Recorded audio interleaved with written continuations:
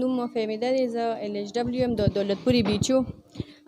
تاسو خو سر له د جاب خبره کوئ چې جاب دپاره به یې راپرېږدي که نه. زمونږ تاسو په مخامخ هغه کې د OPD هغه یو هغه لګېدلې، تاسو وګورئ چې کوم ورځو کې دې ډرایور هغه جینۍ راوسته او هغې سره دې پروژه کې ونیولی شو.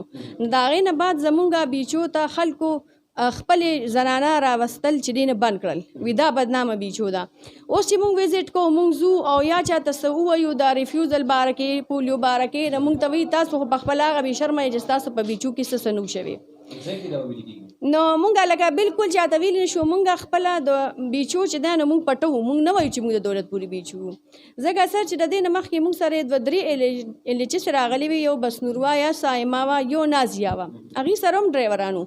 لکه کو زمونږ څه هغو او یا څه دی کې زمونږ څه ذاتي رغو نو موږ به هغې هم نه وې پرېښلې، یا هغې پورې به هم ویلو. د هغې ډرایوران ښه عزتدار وو، په خپله عزتدارې وې.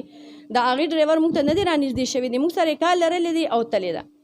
او دا چې کله سر راغلی ده دې ځای ته، نو یوازې زه نه چې دا ټولې LHW ذهني جسماني، بلکې موږ ته داسې وو د اسپتال ته به راتلل موږ ته داسې وو چې موږ به وې خبره هفته به مخکې موږ خوبونه زموږ حرام شو چې موږ بیا به بیچ نه د پیسو کو خاوند بیا جسماني د جنکو نه کو.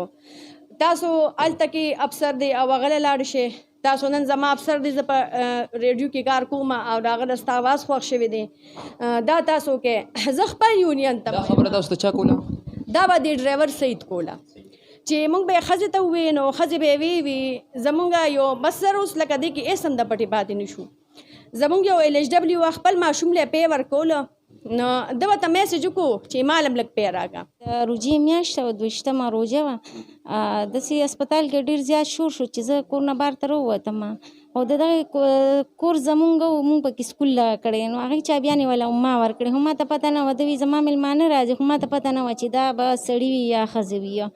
هغه چې زه بهر ته شور پسې راووتم چې ومې کتل یوه ښځه یو جینۍ او یو یې مور وه او د ده د ښځې سره ولاړه وه او ډېر شور و. خو ټول اسپتال د کلي د دې خلکو نه ډک و، چا لرګي راغشتي وو، چا ټوپکې راغشتې وې لکه چې مونږ دې ولو. خو دغه ټایم کې دې ده ته دا سرکاري ګاډي کې راغلی، بس دا ګاډي ورته ولاړ و، دې په دې بل غټ ګیټ باندې ووته او ښځه او هغه ښځه بلې جینۍ چې کومه ده راوستې وه هغه بیچو کې وه.